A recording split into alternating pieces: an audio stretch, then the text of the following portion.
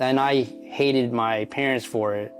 And only when my son was born and a year later of me taking care of him, like, I'm sitting there thinking about all the stuff that I was doing, and now I totally understand what they were doing and what their actions were and why they did what they were doing. And now I find myself like being away from home more than being home. So I was like, and for me it kills me because I get to see my son grow like while he's sleeping. So like I leave the house, it's like 5:30, 6 o'clock, and he's sleeping. I come home, he's sleeping.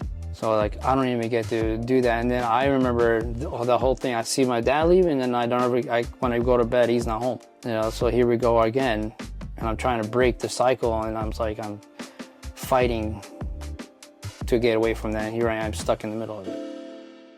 I have my cousins here. I know we all look alike. If we could each introduce ourselves.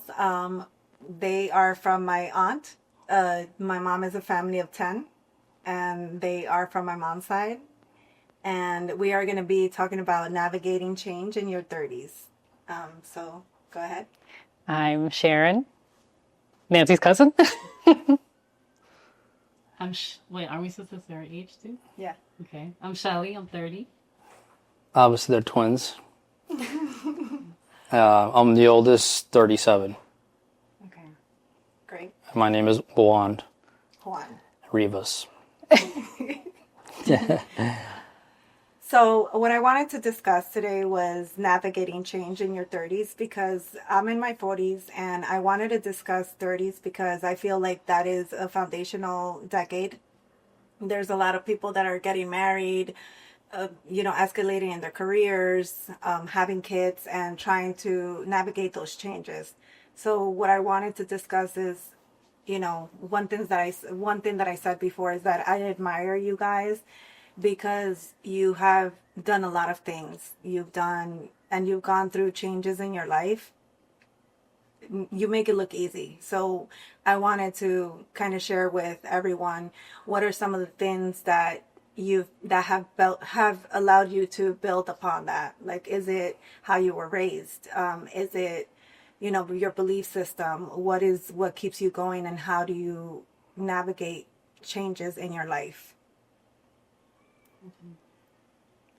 I don't know where to start. Where do we start? I mean, that's the first thing that pops up your mind. The way we were raised. Yeah, same. The way that we were raised. And seeing our parents. Yeah. The way that they work. Like, because we all grew up in the restaurant industry, as did you, right?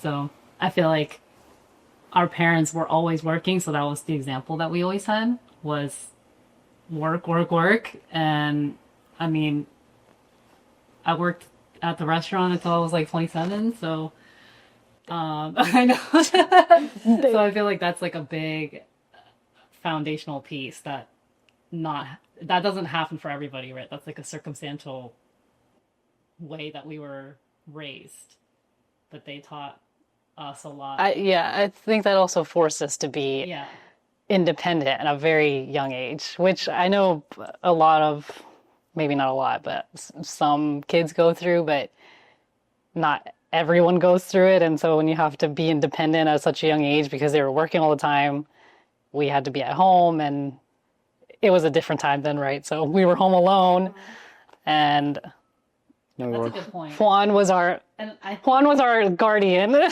Not a good one. Yeah.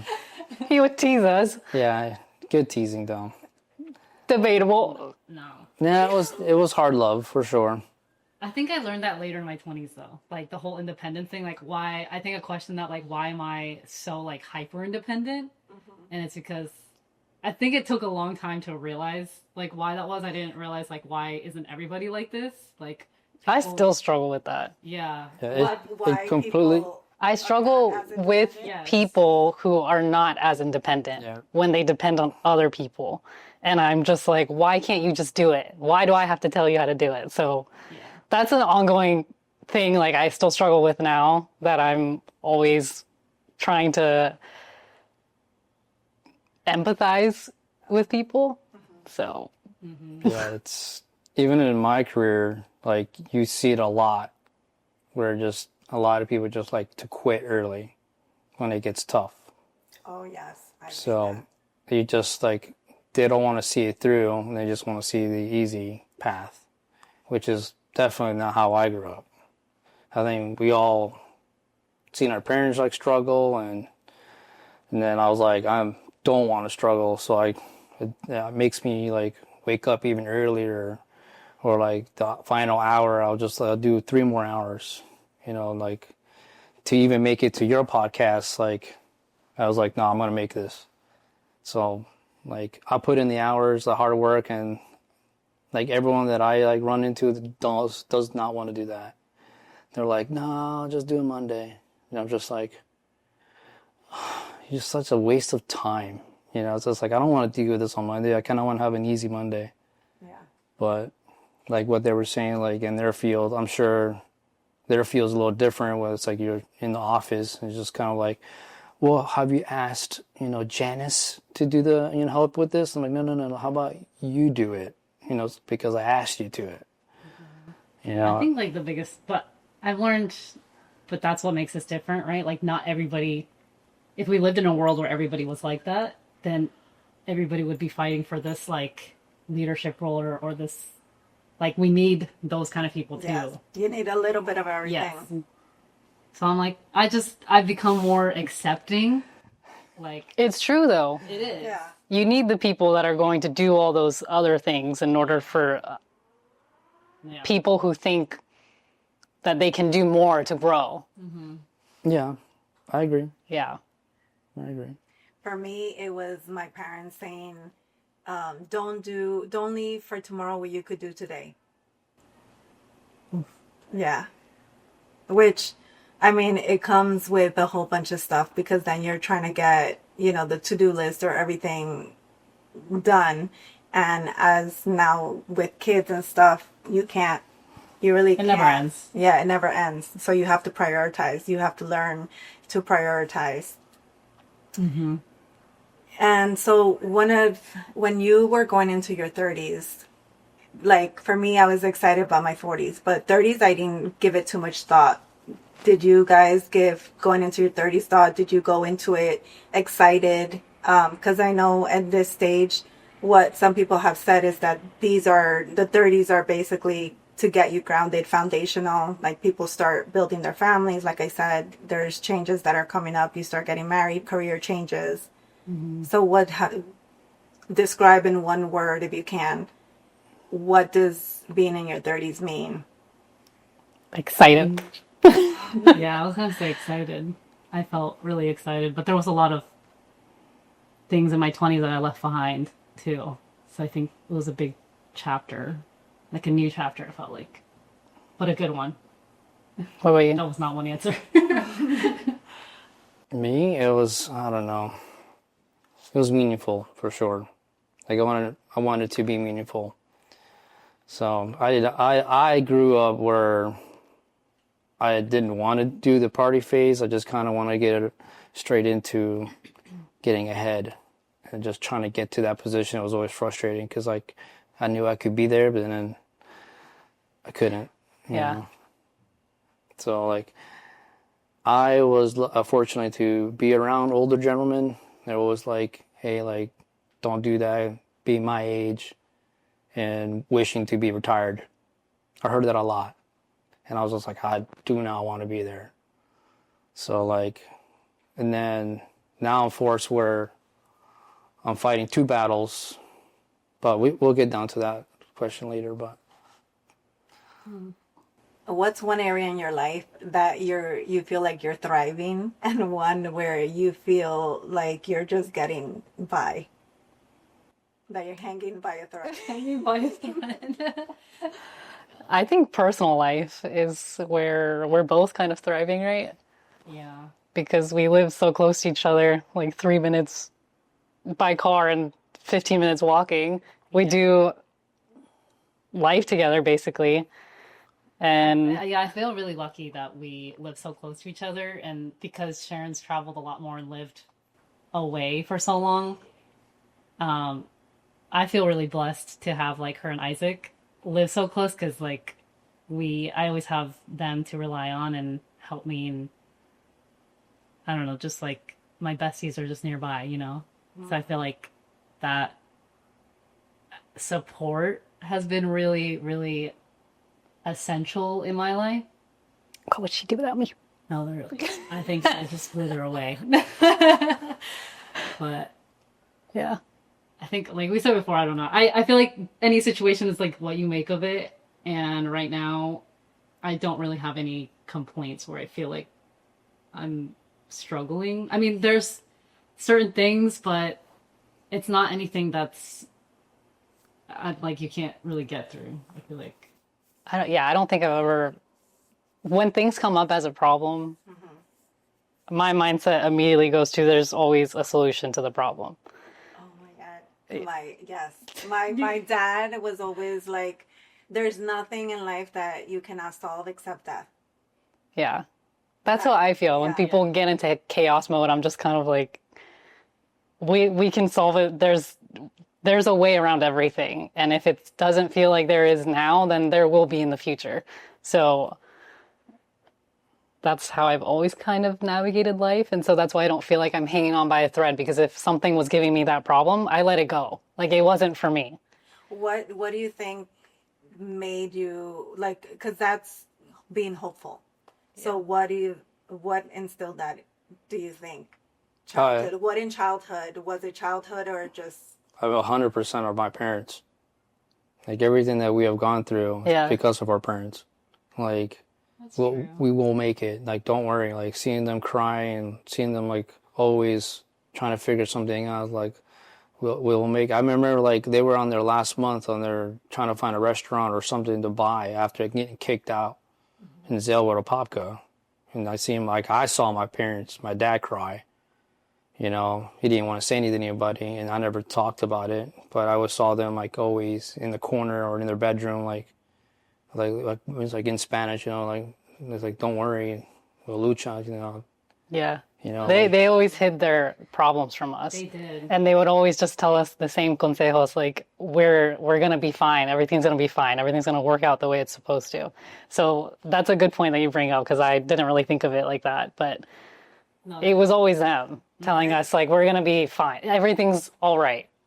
Do you think that helped, like them keeping some of the stuff, them figuring things out helped to continue to keep you guys, let's say, a happy childhood?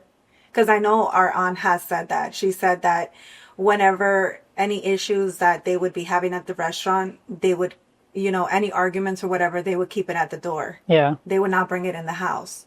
Yep. To like worry you guys. I think that's true. Yeah, I think it helped, at least for me, the way I deal with conflict. Like it's hard to say because my parents, like they still fought, right? Like every parent fought, but it showed me a way that I can deal with my own problems.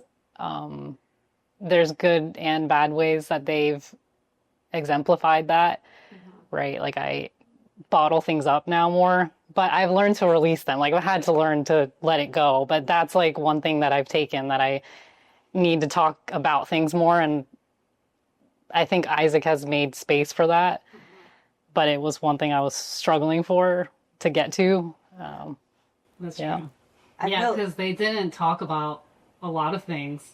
Same. Yeah. But that causes something internally in you, like, oh, I shouldn't talk about it. Yeah. Shouldn't talk about it. No, same. My parents, like, I would hear them argue, but they would never be in front of us. And sometimes when I'm arguing with my husband, I'm like, why am I like this? When my parents would hide it from us. But I think you have to have a healthy balance, because I agree with you, because they didn't share the fact that they would argue or try to keep things from us. We then do that, or don't express too much, or don't want to cause issues or problems, and we keep it inside. It's not healthy either. Yeah.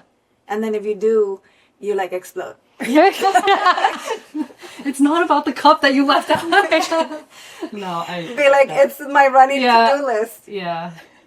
What about you? Well, and the other thing that I'm gonna hit probably JJ with this is that I think the same parent that I had, my older sisters had a different kind of parent. So like me and my younger sister, I think we flew under the radar and they weren't as hard. So we weren't so restricted, which allowed us, I think, to try different things and to be more open, not afraid of doing things. Whereas I feel with my older sisters, they definitely had a different type of parent, which Oh, 100%. Yeah, believe in that's that. true for us, Yeah. right? Like we Yeah. grew up with I different think parents. that's every family that Yes. has multiple that, siblings. yes, especially with the age gap, because we're 7 years apart. So Juan definitely got a different parent than we did. So Juan, the question to you. Yeah, it was very different. And like, mind you, like for the longest time, I used to like not say like internally if I had some sort of like distance myself between like both my parents, because I was like, why would someone do that to a child, you know? And then like I would fight for my brother and then my two sisters. It's like you can't. As like they grew up and they were like, you know, they had their opinion on like that's not how it works, you know. And then I ended up becoming their punching bag. So like throughout, you know, everyone's age gap, you know, it's like I saw it from them having their parents as a baby, and then seeing them grow up, and then having to like disagree, like even like in the restaurants, it's like you need to protect your sister, you need to like, you know, watch out for your brother, you need to do your job as the older brother. So I had more responsibilities on my shoulders at a wrong age. You know, I was like, I was never a kid. So I got to be a kid maybe when I was 10 when we got here. And then when my dad finally moved down here, it changed drastically for me. So for me, it was, I didn't have a childhood. I didn't have time to play. I was either getting picked up. And we had this conversation like in school. I was always getting in fights and stuff like that. And my parents never understood why I was getting in fights. And I was like, I got picked up from school and straight to work. And then I was just like, I remember all of that. You know, they got to stay after school. You know, they did after school activities. You know, Javi had a more freedom life because it's like they saw me starting getting more angry. And then I just never wanted to be home. So then it got more lenient on my brothers and two sisters. Right? And then like, you know, Shelly came to my house one time. And then I was just like, I went to my parents just like, whatever you're doing, you need to stop. I'm like, ¿por qué? Why? He's like, because you're pushing your daughters away. And I'm like, you don't tell me what to do. Why did you go to the house? That was because they didn't agree with, like. You see? I don't remember. I don't remember this. That was when we. This was in your rebellious times. Yes, in my rebellious. In Shelly's rebellious time. Which I don't even think was that rebellious. It wasn't. It wasn't. But we had. They made it a bigger deal than what it was, and it really was just like I was always on top of school, and I was always a good student. They were A But I class, also- like, you know, for what they were doing, I was like. We were A/B students. You Yeah, know? I was like, he's like, I still had my eye on the prize. Yes. Like I wanted to. I think what every teenager wants to go out and drink or whatever.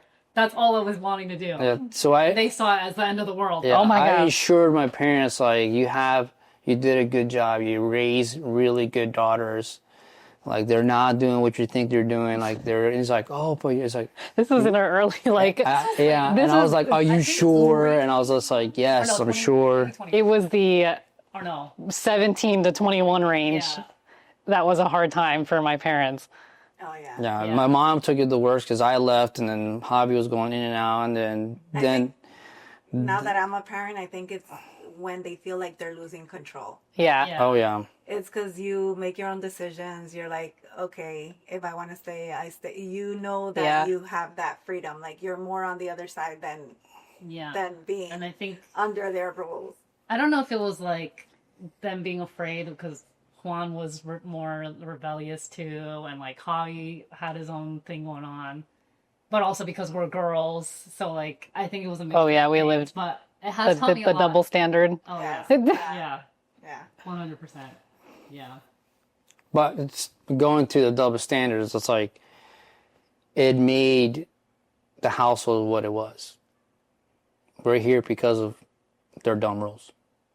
And I hated my parents for it.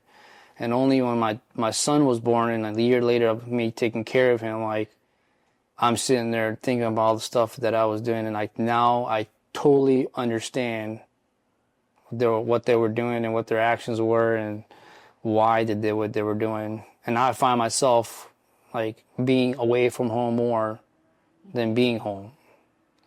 So I was like, and for me, it kills me because I get to see my son grow like while he's sleeping. So like I leave the house, it's like 5:30, 6 o'clock, and he's sleeping. I come home, he's sleeping. So like I don't even get to do that. And then I remember the whole thing. I see my dad leaving, and then when I go to bed, he's not home. Yeah.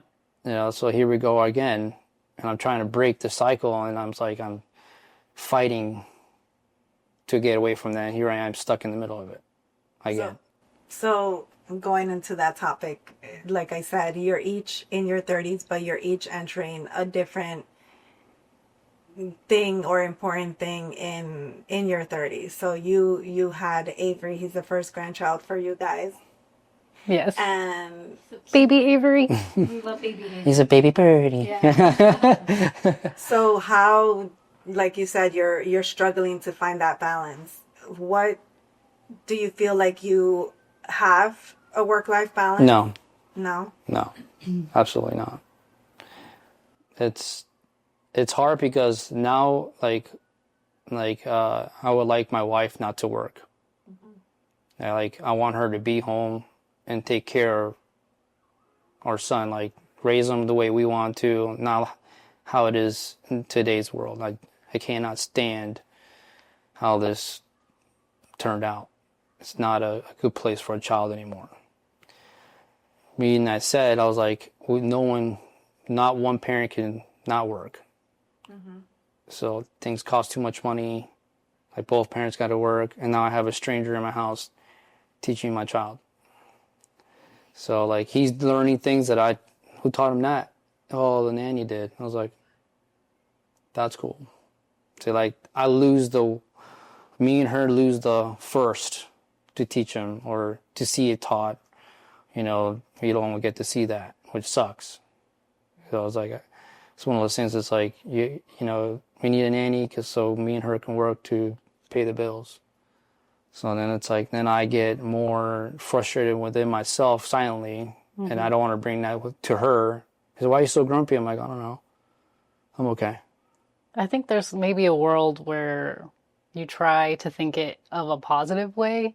I know it's not ideal, but maybe it's like, I can afford a nanny and someone can help me to take care of my child. Because there's a lot of people who don't have that opportunity, that they have that help and they have to do it all by themselves. You're never going to be, and I think this is something that like I've accepted in the last few years, you're never going to be where you want to be. Eventually I think you'll get like what you want, and it's going to take time, right? But it's like making the journey to get there and like the best of the situation and focusing on the positive, like she said. And then you, in the sense of at what cost? I mean, everything's a cost. Like as a parent, I think like you have to do the best you can, and not everyone is able to like have stay-at-home parents or whatever. Like it's just because You disagree? it's We're just it's a situation You know, my first thought about this, and I have a lot of time to think about it because I'm always by myself at night. So like, let's say that what you guys are saying, right? What I'm thinking is that my son's gonna grow up, me not being home a lot. We're planning on having another child. His life's gonna be easier with me being around. So the first child is going to see me not being home and not have that fatherly connection, which is where I fall into with my dad. So it's like I'm trying not to be in the position that I grew up in. I know my second child, for a fact, is going to have an easier life than my first child. But your first child already does have an easier life than the way that you were raised. yes. Yeah, no. It's not going to be easy for him.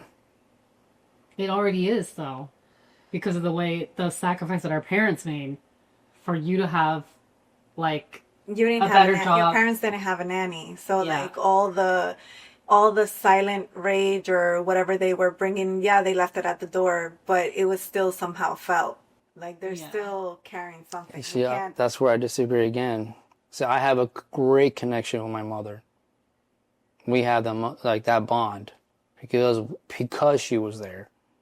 So she rose like, like, be good, like, don't do that, like, every time I felt angry, she was there. It's okay, so it's like, a boy's love for its mother is very important in its early ages. Very important. And like, you see that with boys now. Like, when they're raised now, they don't have the self-respect, which comes along with how they treat women, or how to open the door, be a gentleman, have the common sense. It all starts with the mother, with the child. And then you have the father with the balance. I think it can be true of both parents. But if she's working, not there, and I'm not there, then we're back to no different if you were to drop the child off at daycare. So I was like, everyone in his life is a stranger.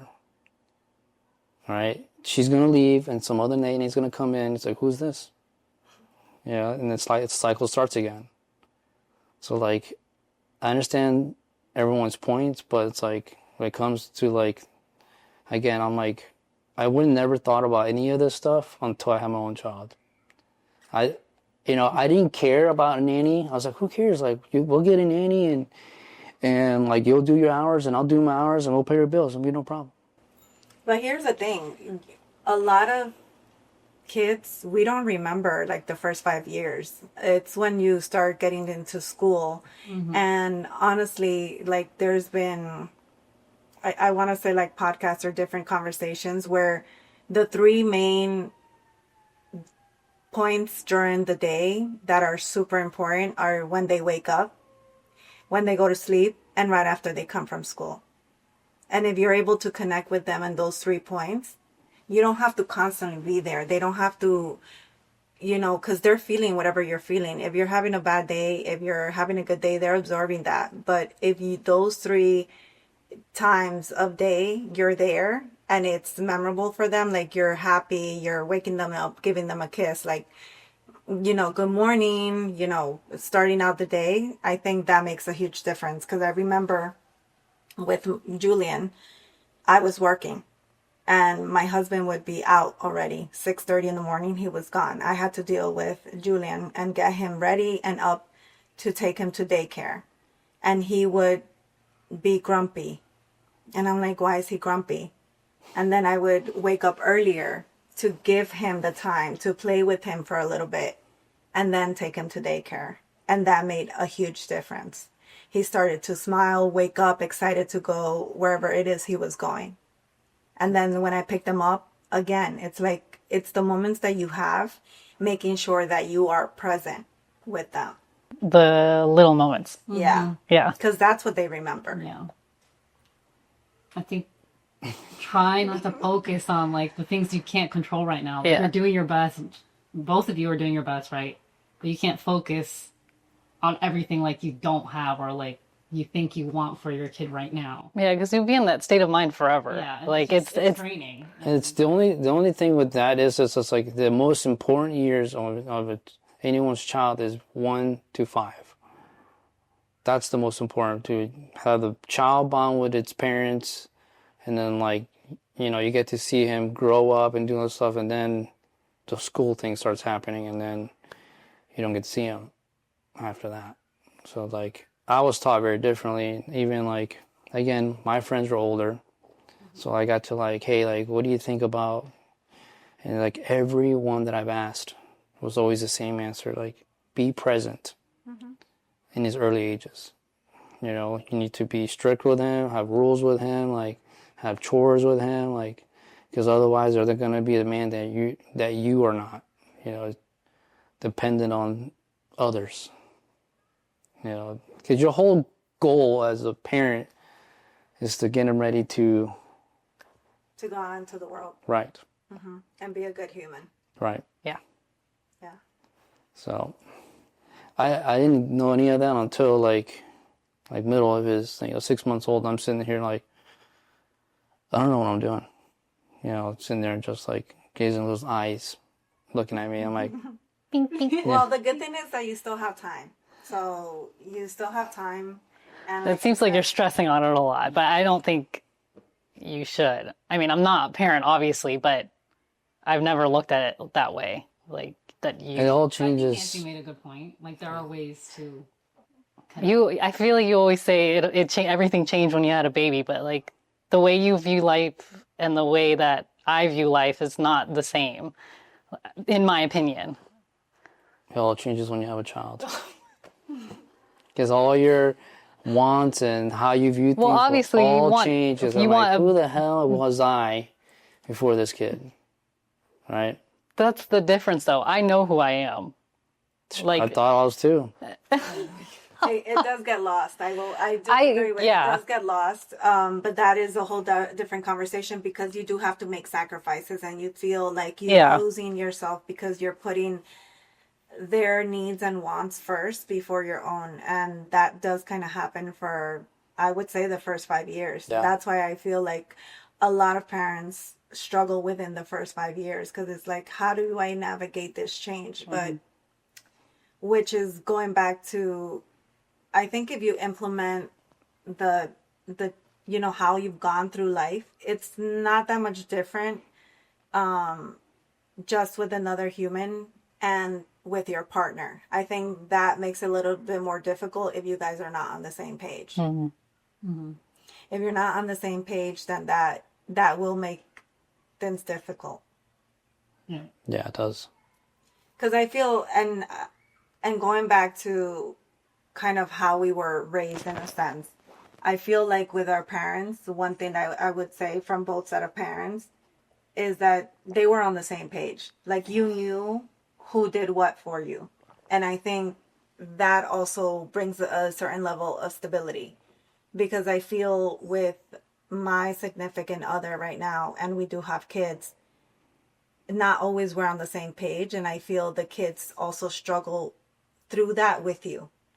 Because if you're not on the same page on how we're going to raise them or what we agree or what they can see or not see or what I like them to be doing or not doing, then it's going to are difficult conversations. And it's the way that I should think about it, or my advice to you, which I'm trying to implement myself. I'm not an expert here, but you should always think it's you and your partner against, not against, against everyone. Against your like you have to be a united force with your partner. Yes. To help raise that kid. I was telling my wife, it's just like, I have to remind her, it's just like, it's me and you, then the child. Mm-hmm. Yes.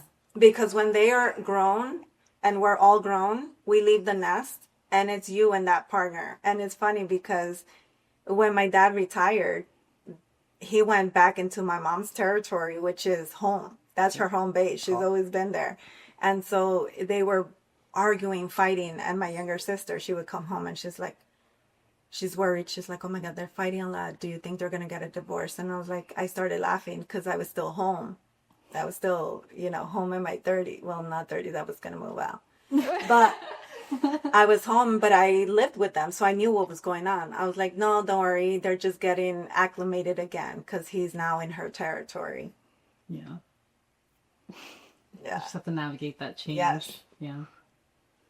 So in terms of relationships, I know in the 30s, like I want to say late 20s, some people are starting to get married. Some are having their first kid.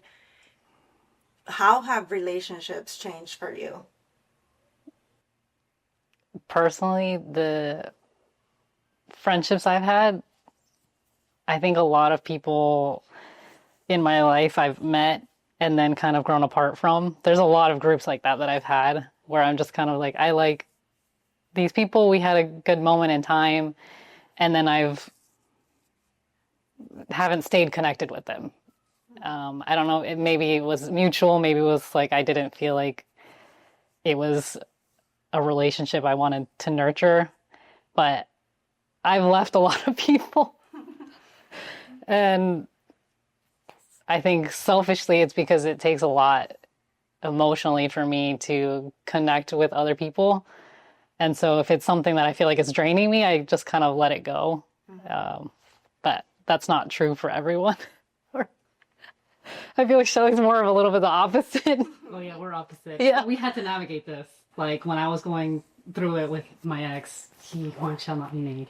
Oh my God. We need a code name. Oh, name. No, I think Sour like apple. we had to do a lot of work through our own like sibling relationship, which I feel like we never fully. I think like me getting back together with my ex and then breaking up with him made us closer because I was dealing with a situation where like I don't think it made us closer. what? No. You guys getting definitely back not. together did not make us No, I'm closer. saying like dealing with the situation and No, definitely not. after. There was a lot of moments I of think we this. had a different version. Yeah, there was a lot of this. Well, When I'm you- saying Yeah, I'm saying when you spoke after- with eyes. That's not what I'm talking about. I'm talking about She's like talking about the aftermath. Like after she was done, she tried the because second even now chance, I and still she- struggle with Sharon with like the empathy part because she's Yeah. like, oh, I don't get why you just don't do like X, Y, and Z, Yeah, I'm very, You're already cut and dry. yeah. and I'm not. I'm like the opposite. So I've had to, I still struggle with it now, but I have to take a step back and be like, okay, kind of turn on what would Shelly do in this? Doesn't turn it on. She's like this. It's like it's a little drip of water. Yeah, Sharon is like a cut and dry, like on and off. Shelly is more like tender, like very soft, like gentle flower. We're like our parents. yeah. She's like, I'll never let you go, Jack. Yeah. It's done. Yeah. And I'm like, I'll chop your arm. She's like, you're dragging me down, letting you go. No, Yeah, because I mean, that's our traits from our parents. Like my mom Yes. I am my mom, Yes. yeah. and she's more of my dad. Yes. So, and then when people meet us, they're I mean, like, that's- "You guys are so different. Like, why don't like almost as if we're supposed to have the same personality?" And I'm like, "We're siblings, we're twins, but we're not gonna have the same personality." And I think that's true for every set of twins. Yeah. And what about you, Juan? Relationships. How Relation- has that changed? Yeah. I mean, I kind of started early, but then again, time. And I just like, if I saw what I didn't like and it didn't join my vision on that path, like it was just wasted space. And I try to be nice with certain things and it just got easier using the word, hey man, just F, off. This ain't gonna work. So I just didn't have the empathy or sitting there like, hey, this ain't gonna work out. I just cut it dry. Like this ain't gonna work. I just need to like, I want to go here and you're like in my way. I don't say that though. I just let it die. Yeah, it's You like ghost people. Yeah, I do. Am I the left problem? on red. Be like, Yeah. You never read my message. That's me. No, but I feel like we found like our own group of people now that we get along with, and that's been the group that we stuck to over the last year, which is like another couple, and Yeah. starting with the same values, the same lifestyle has been, I think, a huge. I thing. love Shelly's friends. They're very sweet. Oh yeah, he met them. It's a Very couple, sweet. yeah. Very, very Oh, sweet. yeah. Edon- Okay, yeah. he Edon watches and it Gabby. with you? I was like, oh, there is hope in this world. Who do you lean on? So, like, I know, Shelly, you had mentioned support that you have Sharon and Isaac, and that has helped you navigate, the changes, or it's made it, in a sense, a little easier because like you said, you tried with your ex, it didn't work out, and then. Yeah. I mean, that was a whole thing in itself. But honestly, like, I feel really grateful to have. I feel like my support of friends has been really important. And then specifically, like, Sharon and Isaac, because I could just go do whatever with them and not feel like alone. But it's been a huge, I think, essential thing for me to get through that breakup. But even now, like, I'm comfortable doing things alone now, but it's nice to have, nice to know, I guess, that I'm not alone and can always rely on them whenever I need or just to hang out. But Yeah. I know that not everybody has that. Like, there's people that go through things and they don't have that. During the first round of the breakup, it was weird timing because I had just moved back from Utah, and a month later, it was like her world had ended, right? And we were there to support her. So I feel like the stars just kind of aligned, and it was something that It was like meant to happen. it was meant to happen in that moment in time. And we were supposed to be back in here in Florida because we were looking for a house in Utah. Yes, I remember. And then it didn't happen, and we ended up moving here. And I think that everything happens for a reason. And that was the reason. I was gonna say that. Do you have any belief systems? Because for me, it's one. Everything happens for a reason, and you are where you're meant to be. Is Yeah. Another one that is like hardcore into my belief system. That I'm like, Yeah, you know, same. when I get frustrated or anxious or like, why is this not moving quicker than I expected? I'm like, nope, you are where you are meant to be. Yeah. That's like a huge thing. I for say me. that all the feel time. like if people that you want to be around, or like even if I meet a guy that I like, right, and it doesn't work out, I'm like, okay, whatever, like that person is not meant for me then. Like I'm just letting it go and moving on to the next thing. Yeah, I think Yeah. it's huge. I really believe in that. yeah. That's my same. belief. Yeah. Same. Yeah. What about you, Juan? When things get tough, what's your belief system? Like when you're going through hard stuff that you're like, okay, do you overthink it? Because I feel sometimes people overthink things, and I don't know about you guys, but my thing is just get started, just start doing, because we're so much sometimes in our head that we make it bigger than what it actually is. And sometimes we just need to put it on pause and start doing something that's creative or something for you that is the complete opposite of what you're worrying about. My favorite mantra has become "Do it scared." That's true. That is very Because true. everyone's scared, of course. Yeah. Anything is scary, but do it anyways. That's true. 'Cause anything I've tried new in my life, I'm always scared. In work, in home stuff, I don't say it to anyone else, but obviously I'm feeling it. I'm really scared, but I'm just going to do it anyway. So that, like, who knows what's going to happen? And if something bad happens, whatever, I'll learn something from it, kind of thing. Juan? Me? Yeah. Oh. Yeah, I kind of had to just rely on myself for the majority of the time. Because, like, they were young in their party phase. I was already, like, adulting, on the adulting phase. And they were in their party phase. And, like, my brother was in his party phase. So I couldn't even cross that line. I think I need to have another session just for the firstborns. Yeah, for real. Because you guys know, and I empathize because I do hear it also. Like, there's a lot of firstborns. It's like, you're an experiment. You are literally the kid or the experiment. Like you said, you are planning to have more kids, and your first child, you know, is not going to have the same parent that your second child is. Because with my first child, I was so impatient. I was like, don't touch this, don't do that, don't spill anything. I wanted him to be perfect.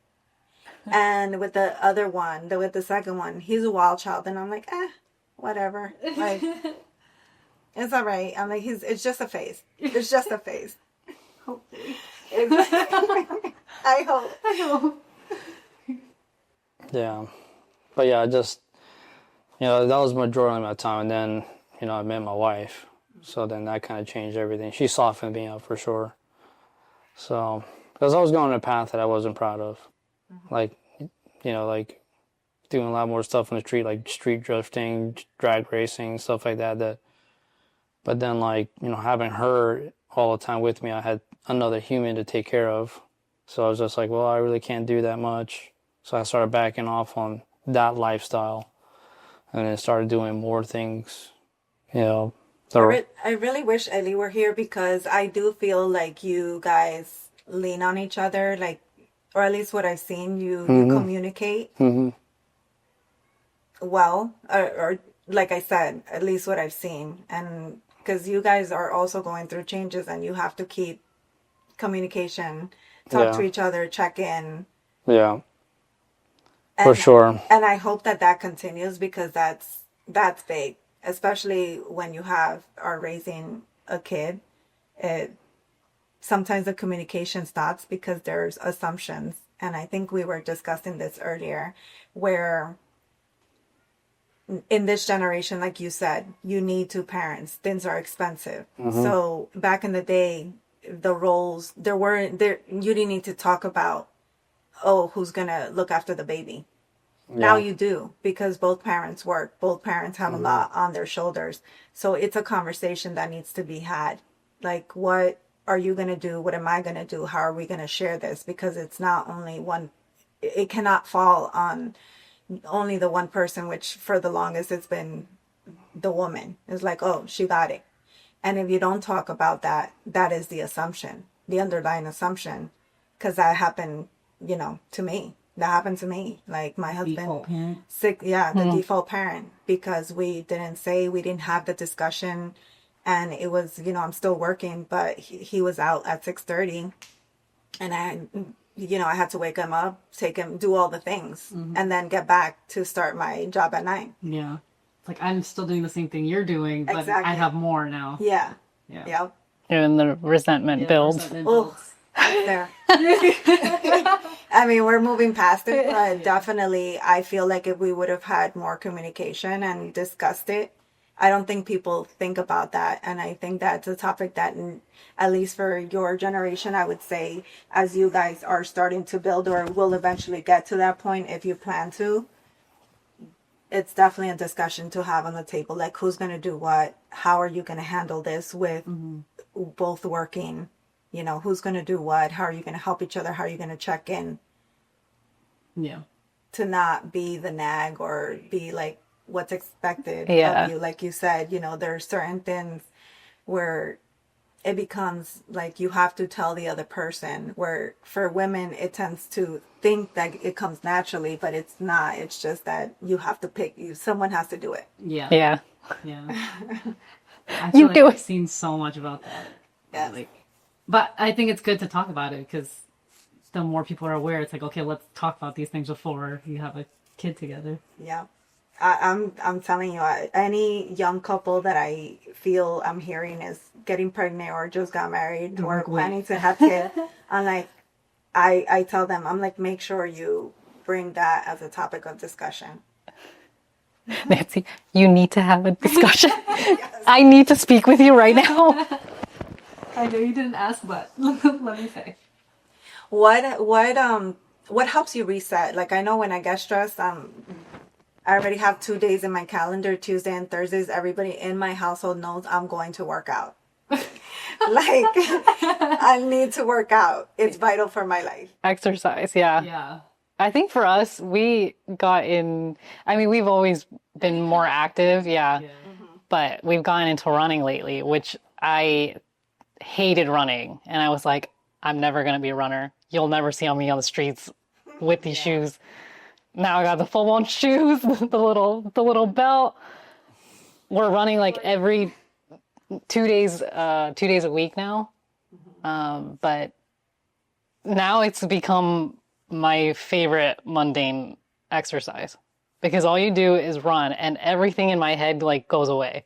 Every single thing. I don't know what it is, but it's Focus on like your breathing. There's, like, I'm trying not to die. Yeah. Focus on not dying. But yeah, I would say exercise because that's Yeah. if I've noticed when I have small ruts where I don't leave my house, I'm sitting on the couch watching TV too much, I feel really bad about myself and I feel like I should be doing something else, or I start thinking about the other things that I need to do and it makes me feel worse. So then You continue to not do those. yeah, and I sit there and I still feel like, and then I start to rot for another 3 hours. Yeah. I think just activities. This has been the year where I've been trying like literally anything and everything. Like The year of yes. the year of yes, literally. That was my 25th year. Yeah, when I turned 25 is like the light bulb went on. Like everything was like, yes, throw out of a plane, yes. Yeah, Go that's how I skydiving, feel. yes. Yeah. Try this, yes. No, that's how I feel. Like, what have I tried? You should Well, look. I took a random trip to Portugal with a bunch of girls that I didn't know, which was really cool. And then that was like a surf trip, but I did so much there too. It was like dirt bike riding, wakeboarding, meeting up with strangers that I don't know. I've pushed myself a lot out of my comfort zone this year with like people that I don't know, with strangers, and building community with strangers on different interests, because I feel like I've developed a lot of different interests in different things, and I'm not good at any of them, but I like trying them and I like doing them. Like surfing. I think I'm gonna get into skate surfing. What is it? Skate? Oh, fuck. Skateboard surfing? It's like skateboarding, but Waterboarding? no. No. Wakeboarding? Not waterboarding. No, it's skate surfing, which is another skateboarding thing, but it helps you get A version of skateboarding, right? Yeah. Yeah. Running. I signed up for a half marathon that I'm doing in November. I did not sign up for that. Yeah. It's Half not even here. marathon? It's a half marathon. Oh, wow.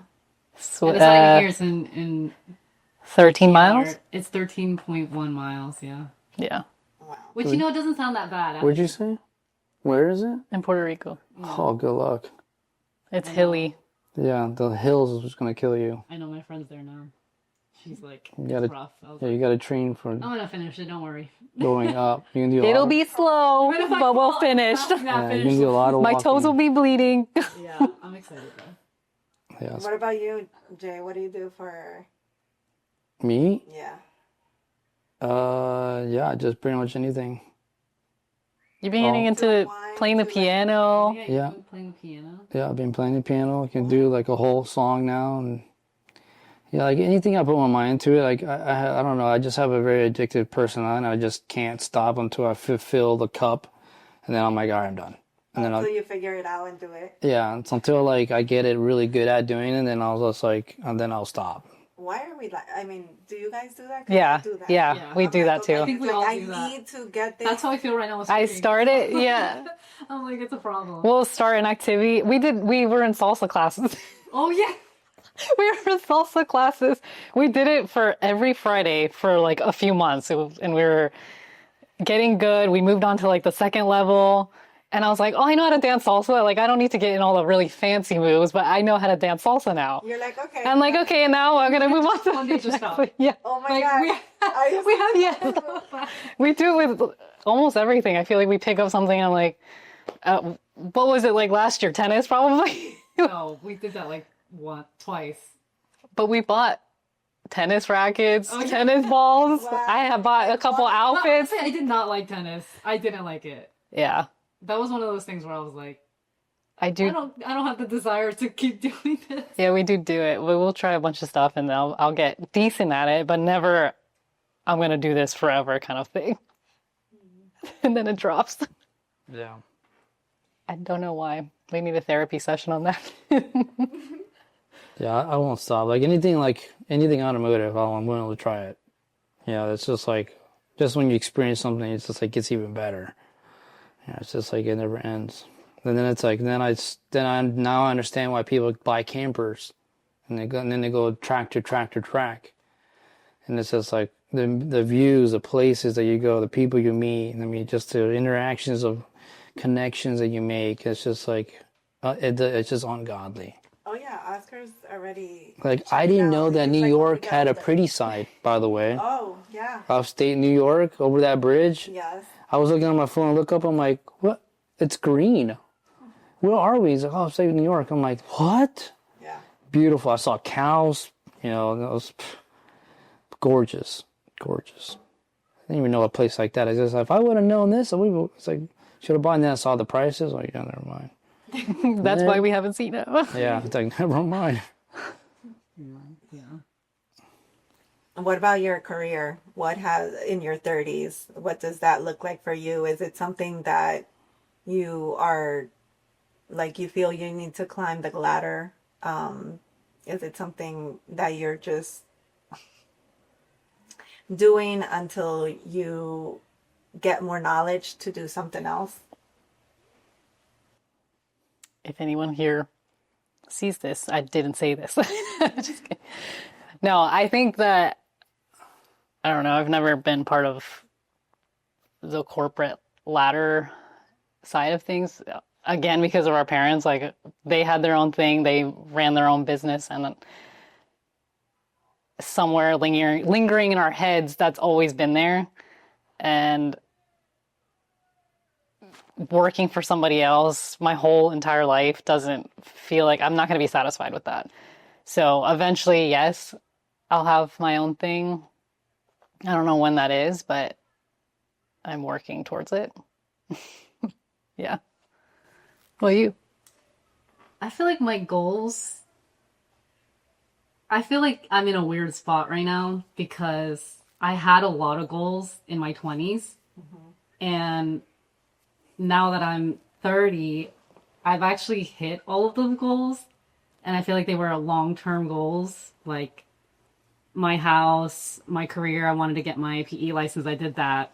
Then I have a remote job that I enjoy doing and I'm good at. I don't want to do it forever, but the point of me getting my license was to get paid more so that I can invest more and eventually not have to keep working there. So I don't know. It's something I still think about. I'm like, what do I want? I think I'm still trying to figure it out. I think the main goal for me is to focus, now that I've hit a lot of those things, just focusing on investing more and also how I'm spending my time outside of work, because that was another thing in my 20s that I was just working a lot in corporate and then working at the restaurant. And I did that until I was 27. So then there was a book that I read that kind of shifted my mindset, and I read it. Did you end up reading that book? No. What's the book? Die with Zero. Oh, yeah, that book. That it talks about. I really liked it, and it made me think a lot about my 20s because I was like, damn, what do I remember about my 20s? Yes, I did some traveling, but most of it was working. And not to say that I regret it, because if I didn't do that, I wouldn't have been able to afford buying a house or all these other things that are letting me live my life now. But especially because I'm single now is like the time for me to do things when I don't really have anybody relying on me for anything. So that book talks a lot about how people spend a lot of time focusing on money. And yes, money gives us the things that we need to do these trips or whatever you want to do outside of work. But also it's like not the point of life, because when you die, You die with You die with zero. nothing. Like you literally take nothing but your experiences and memories. And he was talking about, what's the first thing people want to take when there's a fire in your house is usually like their memories or pictures. Photos, whatever. yeah. And it's like, especially when you're younger, is the main time you have to be able to hike, I don't know, the Dolomites or something like that, while you still can, you're healthy, young.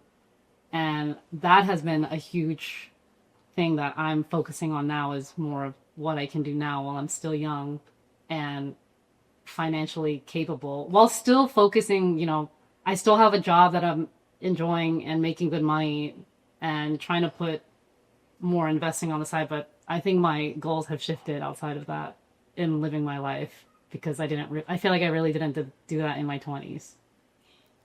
I think it's a balance, because I don't know if you remember my motto when I was younger. It was work hard, study harder. Yes. It's like, and I've always kept that. Yeah. And I feel like I've done the hard things, Yeah. but I've also enjoyed myself doing them.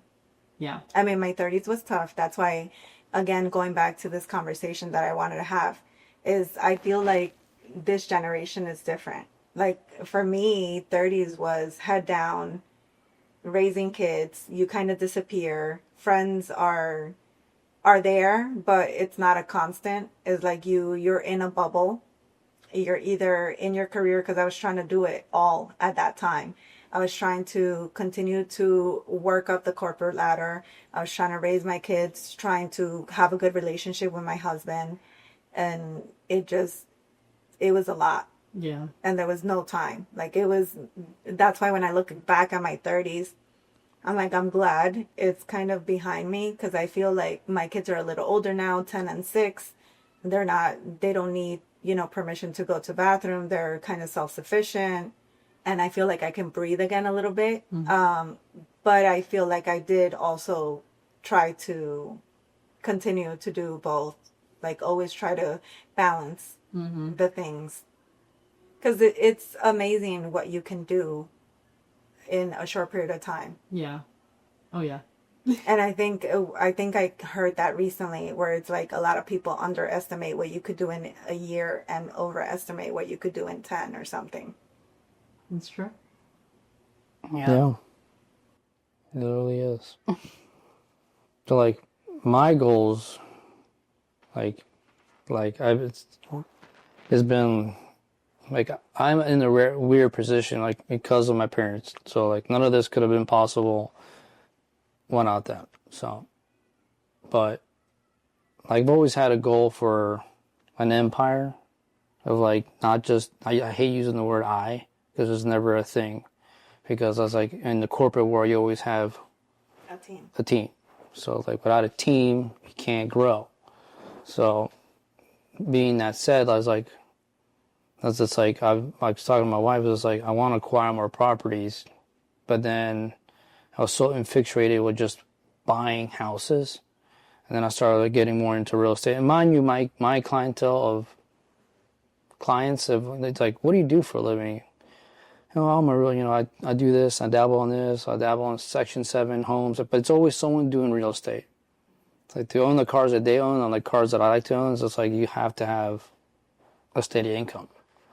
So I'm like, what do you do other than this? He's like, well, I dabble in houses, and I go, your really goals are, get apartments, and then you need to get your team and buy apartments.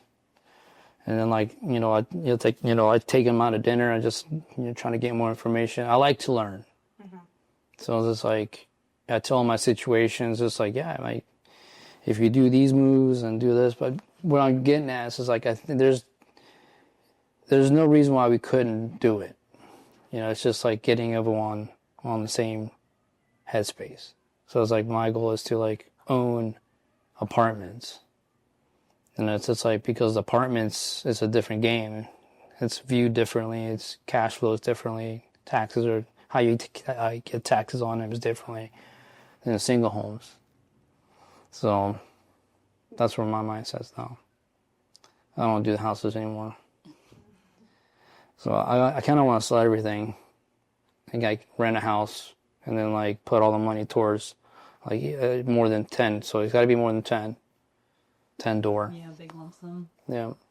Start small and then make it better and sell it and then buy another big one. And it's just like, yeah, if you're rich, you can just do it yourself. But then you need, a manager to manage 10 people, 10 apartments. So then you scale up. And it's like you can scale up much quicker than if you did the house game in 30 years. So that hit me harder. He's like, your plan is going to get you 30 years. So you can't do anything or retire without 30 years. You're going to be working for 30 years.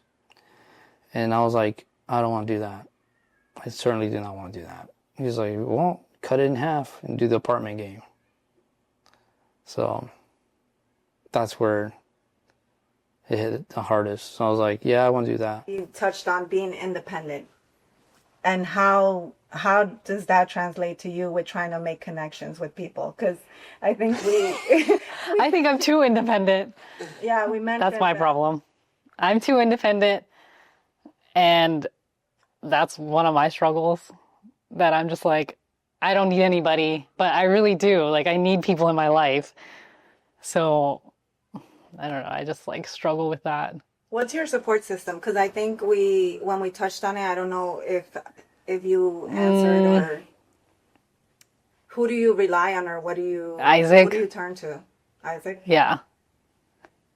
I think when I found him, Shelly hates to hear this, but like I found my person. Like he was someone I could really relate to, and because we think so alike, and he's also, I mean, he's worse than me when it's like cut and dry. He is the worst. Like when he has a switch when he's done with a conversation, when he's done with talking about something, when there's something he disagrees with and he feels like he can't reach the other person, it's like not worth it for him to try to get to that point. But he's been the person that I get advice from, that I really rely on for big moments in my life when I have to make a decision. I obviously call Shelly too. We're like a little trio, but when we go to bed at night, we have conversations. Like there's nothing I've ever been afraid to tell him ever in my entire life that we've been together. So that kind of communication that we have, that it didn't necessarily get, with our parents, like they were doing their best, but we can never have that kind of open relationship. So he's, that person for me, I think. We love Isaac. Shout out to you. He's a good guy. Yeah. What is one thing you no longer stress, like in your 30s, that you might have stressed about in your 20s? Where you're supposed to be. That's a good one. Yeah, because I think we mentioned that before, but like feeling like you have to have certain things done at your 30s. Yeah. But now I do feel like, I feel like we're in a different generation where it's the mindset is shifting more now that more of our generation is entering their 30s. I think it's kind of changing, at least with the people that I'm around. I feel like a lot of us are waiting longer to have kids if they want kids, because they're like, if we want kids, it's a big commitment, and they're thinking more about themselves in a way and putting themselves first and their partner first before making that jump to have a kid. Mm-hmm. But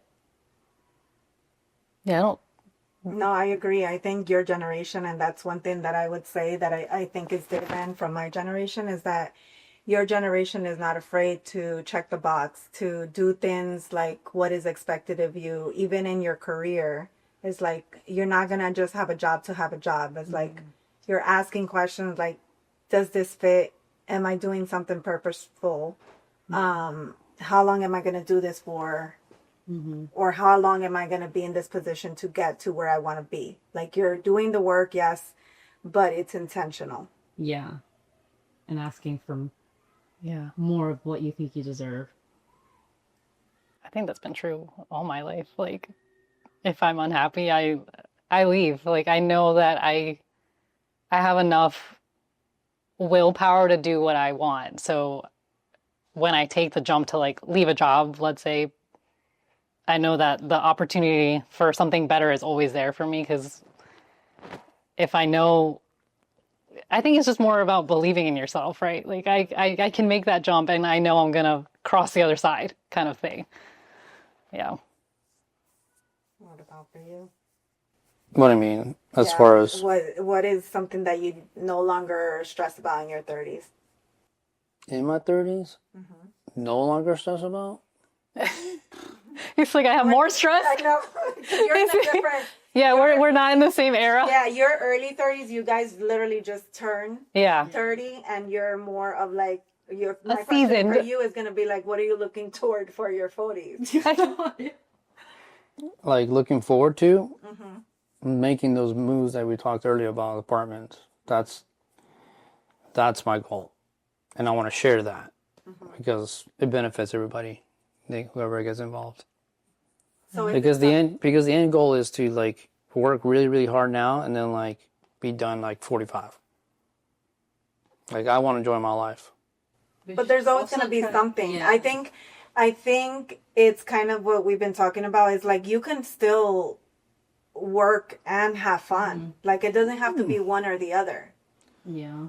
Yeah, I think I have a different perspective on it, because I love to work and I love what I do. And that's, I feel like, always going to be a part of my life. And I don't ever see myself like retiring from it. Like, I need something in my life to give me purpose. And it's not just Like it is work, but I really love what I do. I'm still going to do what I'm doing. Yeah. It's just not like, You just have a heavier focus on getting to that goal. right.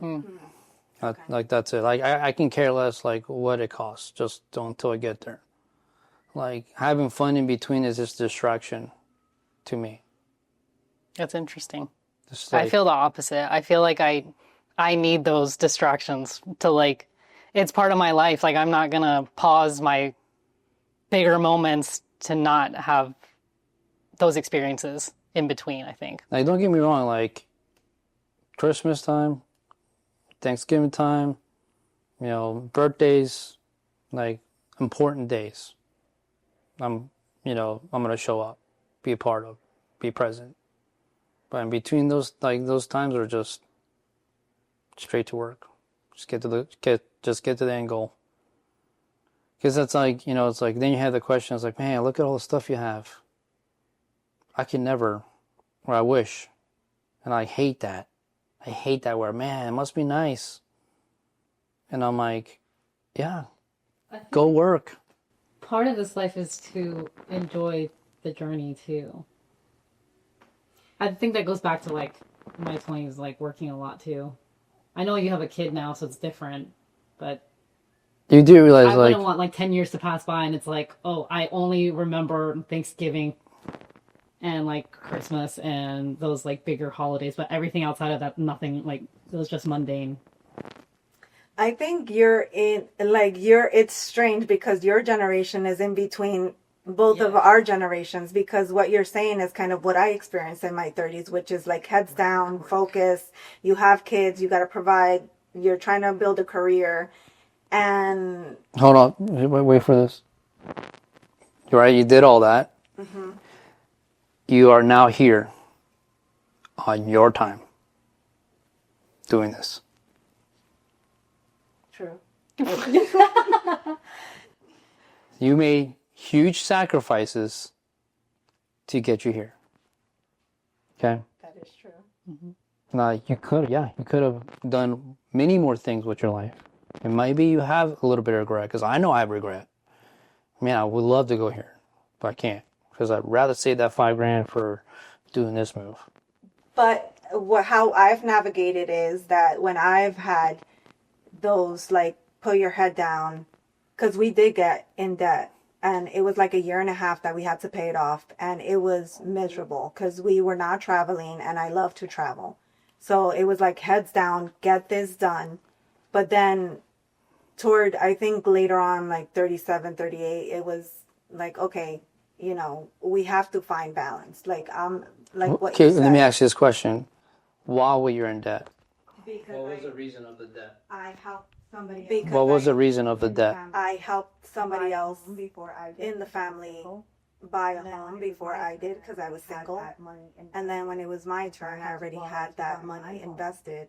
And so I had to borrow to buy my home. So you would agree that you made at your time an educational investment with a slightly hope of the income being good. It didn't work out, right? And it didn't work out, right? That was a business move that you took on yourself, and it didn't plan out. Just like everyone else that does the same thing. Everyone makes decisions to make a goal. It doesn't plan out, and you reset, you grind, pay off the debt, and restart, right? You had that experience. Now you're like, look, I did that and it didn't work out for me. Because now you have the experience to say that to No, it did work out. The only reason I didn't have the money was because I had used that money to help somebody else in the family out. So was it like a good thing for you, or is it like you wish you would have never done it? No, it was a good thing. I have no regrets. I actually... Yeah, okay. Yeah. And then I transferred that property to that person without them losing out on the equity. And then I got my credit back. So it worked out fine. But meaning that... Between you and that person, or you and like... No, in general, yeah. Me and that person, and with the deal, with everything, it worked out. Okay. Yeah. It was more timing, because when I made that decision to purchase that property for the family member, I was single. I had no plans to do it on my own. And then when I did meet my husband, everything just happened so quickly. Yeah, it was time to make some moves. Yeah. Yeah. And so it was, and it actually worked out because it was both of us. We were both on the same goal. Like, okay, let's grind some out. Yeah. Yeah. But in the end goal, like, those sacrifices you did make, regardless of how the situation turned out, like, you made those choices. Mm-hmm. And it led you here. And I do feel like, so to your point, I always try to keep balance, but I feel like there are times in your life that you do have to make sacrifices. Like you said, in your 20s, you remember just working, and that was a sacrifice. It was what you decided to do then. And then in your 30s, you're like, okay, I'm in a good place. I can kind of get off the pedal. Yeah. You know, break a little bit, enjoy the sun outside. And so, like, you make those decisions but I don't think anything happens without sacrifice, because a lot of people sometimes ask me, how are you able to do what you do or have done the things you've done? And I'm like, it's been periods where I'm heads down. That's true. And like, you may see me here and there, but I'm probably grinding at night, staying up and doing the things that I need to do to make the next thing happen. I'm sorry, I'm gonna have to be in that sacrificial period, because like right now I'm living it up, doing all this stuff, helping Shelly out with her ADU project, and when I go to take my exams, I know that I'm not, like, I have to give up something. It can't all be the same because I don't have all the hours in the day. Like, I'm gonna have to put my head down and focus on those, because that's a goal that I want. Like, that's a goal that I'm reaching for. And I hope that the people around you that know that you want this goal support you. Yeah. Because I think that's also important, surrounding yourself with people that don't make you feel bad that, oh, you're going to be stuck, or like, oh, really, you want to stay in? Like, we're going outside, instead of be like, oh, I know what you got to do. Don't worry. Like, just get through this and we'll be out and partying all, you know. Yeah. I already told Sharon, like we gotta find the good coffee shops, and then I'll do what I need to do. I don't know, work or whatever. Yeah. And it's like that support, just like, Yes. being in that little group. Yeah. Which helps. Yeah. So what's the biggest lesson of navigating change in your 30s that you would say you would want to share with others? Not to be afraid. I think a lot of people are afraid of making big changes in their lives because they don't know the outcome. But I feel like life is unpredictable and you kind of have to roll with the punches, kind of thing. So I think that's a big one. Well, I like where you phrase it. It's okay to be afraid. Yeah, good point. Like, everything is scary. And you said it yourself. Yeah, I was scared for every new chapter that you entered. You were scared. So do it scared. Do it scared. Mm-hmm. And also, everything for me, and in general, I think that everything in this life is hard. You just have to pick what you want to be hard. So things like getting up early, making those sacrifices, all that is hard, but so is like being not broke, but like having less freedom, having less money, all those things. That's also hard. So do you want to sacrifice and do these other hard things that are going to make your future better? Or do you want to be lazy or like not choose to do the hard things because you don't want to do it right now? So it's like you have to choose what hard you want to do, if it's going to make you better or worse. So focus on your future and what you want, and think about your future, but also try to enjoy the process and the journey of where you want to be. That's something that I've tried to keep reminding myself of, is like, enjoy the process, because if it doesn't happen, like I think sometimes the frustration happens in our lives because it's like, it's not going fast enough, it's not here yet, I should have been, or this is not where like I haven't made progress, I thought I was going to be more further along. And it's like, no, you're learning, the time is for a reason, you're getting better at whatever it is, you know, you're meeting the right people that are taking you away from that is going to be even more beneficial than you even imagine. I think that I said those things like out loud.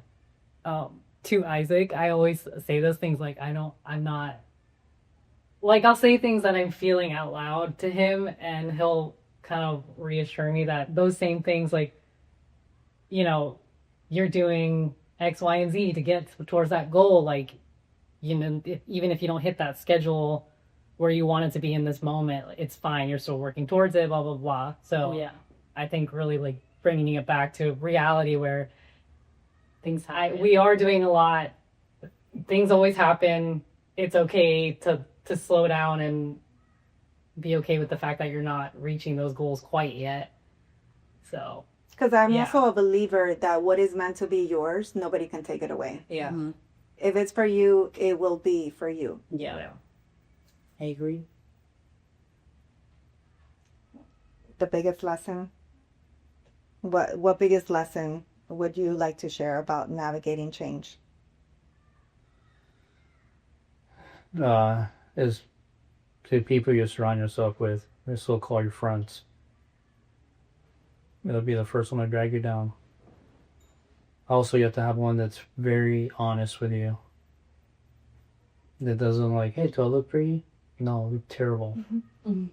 I know the way that you're saying it comes off a little strong, but I agree with you because you always have to have that friend. And I feel like in my circle of friends, I am that person. Like, they don't call me unless they want the truth. Because My friend, she always calls me because she's like, I am that person. And she's like, am I being crazy?